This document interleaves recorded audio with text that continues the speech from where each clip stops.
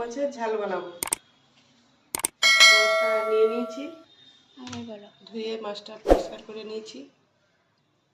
আর ঝালে কি লাগবে, পেঁয়াজ বাটা, টমেটো কুচি, কাঁচা লঙ্কা কুচি, লঙ্কা গুঁড়ো, হলুদ গুঁড়ো, নুন, আর লাস্টে সরষে বাটা দেবো।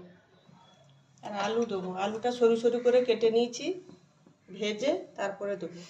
তেল দিয়ে দিলাম, হলুদ মাখিয়ে নেবো। এটা গরম হোক, ততক্ষণে মাছটা হলুদ মাখিয়ে নিই।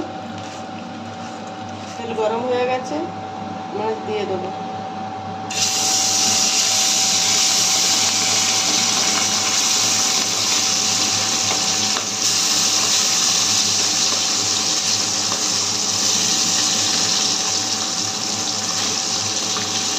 ভাজা হয়ে এসছে, লাল লাল করে ভাজা হয়ে গেছে, এবার তুলে নেবো।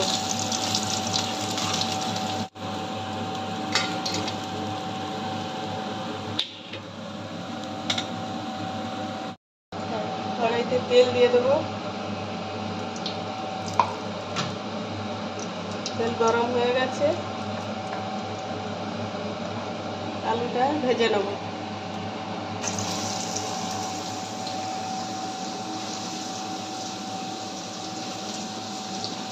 আলু ভাজা হয়ে গেছে, আলুটা আমি তুলে নিচ্ছি।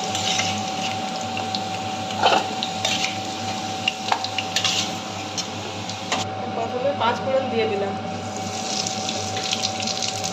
তারপরে কাঁচা লঙ্কা দিয়ে দেবো, টমেটো কুচি দিয়ে দিলাম।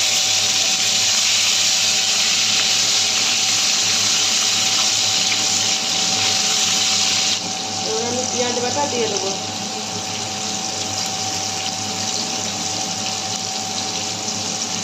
কাঁচা লঙ্কা দিয়েছি, তাও আমি একটু গুঁড়ো লঙ্কা দেবো কালারের জন্য। হলুদ গুঁড়ো দিয়ে দেবো, নুনও দিয়ে দেবো পরিমাণ মতো।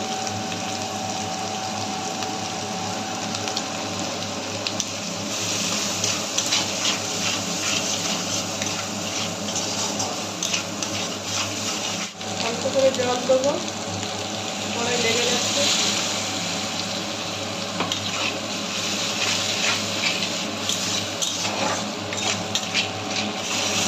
তেল ছেড়ে গেছে, এবার আলুটা আমি দিয়ে দেবো। আলু দিয়ে বসাবো।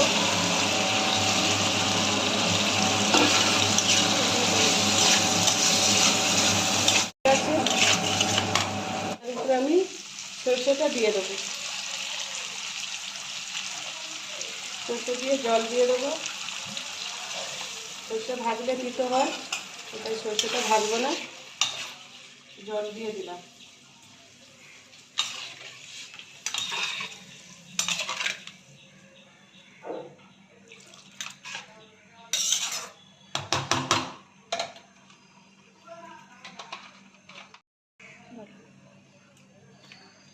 চুনো মাছটা আমি ছড়িয়ে দেবো।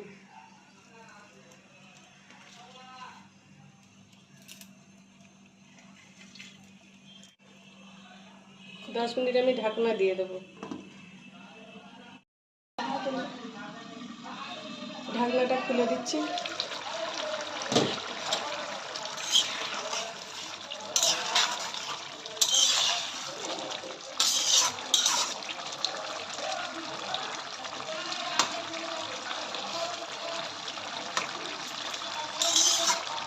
আলু সিদ্ধ হয়ে গেছে,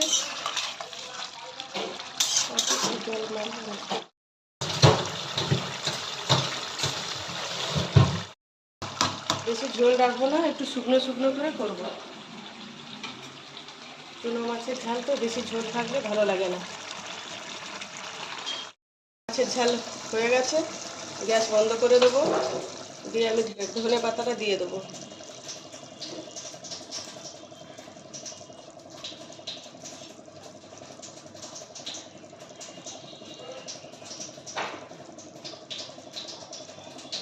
ঢেলে নেব।